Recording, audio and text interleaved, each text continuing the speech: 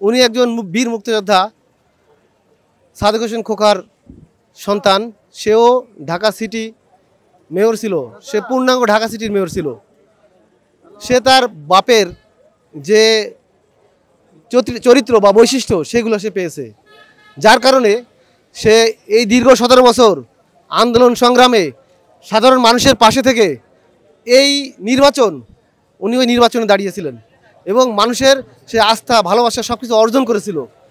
এজন্যই আমরা তাকে ম্যান্ডেট হিসেবে তাকে পেতে চাই এবং সে মানুষের সেবা নিয়োজিত থাকুক।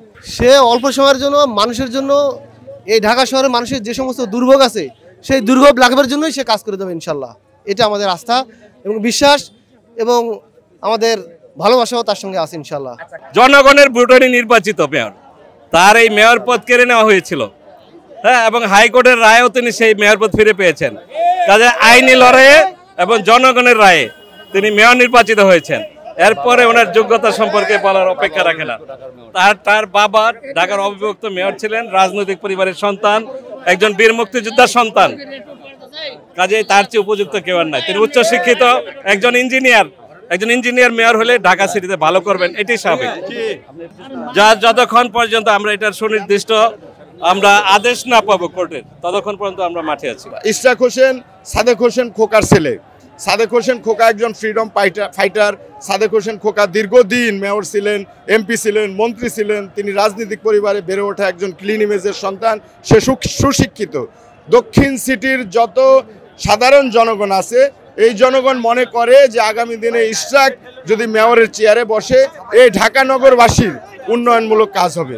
এবং বিগত দিনে সাদেক হোসেন খোকার আমলে যে সমস্ত কাজ অসমাপ্ত ছিল, সেই অসমাপ্ত কাজগুলিও সমাপ্ত সাধন।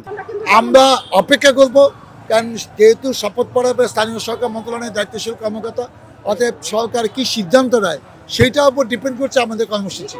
আমার ধারণা, আমি দলের মুখপাত্র না, আমাদের আজকে কর্মসূচিটা হয়তো এখানে শেষ, কিন্তু সরকারের অবস্থান বুঝে হয়তো পরবর্তীতে অন্য কর্মসূচিতে আসতে পারে। কিন্তু যাই হবে, আমি মনে করি শান্তিপূর্ণ হবে।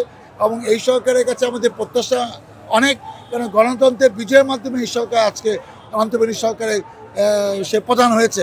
ডক্টর ইউনূসের কাছে আমাদের প্রত্যাশা সারা বিশ্বের প্রত্যাশা অনেক বেশি।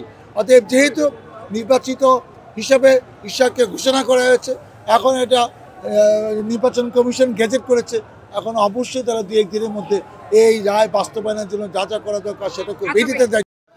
আমাদের কর্মসূচি আশা করি আমাদের দলের পক্ষ থেকে যে কোনো একটা সিদ্ধান্ত আসবে। আমাদের যে ঢাকার জনতার মেয়র, যিনি নির্বাচিত মেয়র হয়েছিল, গত ফেসিবাদ সরকার তাকে ক্ষমতায় বসতে দেওয়া হয়নি, তার জন্য কোর্ট একটি রায় দিয়েছে যে ইশরাকই হলো ঢাকার দক্ষিণের মেয়র। তাকে শপথ করানোর জন্য আমরা সরকারকে বারবার চাপ দিয়েছি, কিন্তু সরকার এটাকে সময় নিয়ে শুধু পিছাইতেছে। সেই কারণে আমরা রাজপথে নেমেছি। আজকে একটি শুনানি ছিল, শুনানিতে বলা হয়েছে যে ইশরাকের শপথ করানোর আর কোনো বাধা নেই। তো সেই জন্য আমরা মনে করি সেই রায়কে আমরা স্বাগত জানাই। আর যাদের ইন্ধনে এই সরকারের যারা অনেক উপদেষ্টা আছে আসিফ সহকারে, তাদের জন্য আমাদের দল হয়তো কোনো কর্মসূচি দিতে পারে। আমরা সেই কর্মসূচি নিয়ে রাজপথে থাকব। আর দলের সিদ্ধান্তের বাহিরে তো আর আমরা রাজপথে থাকব না।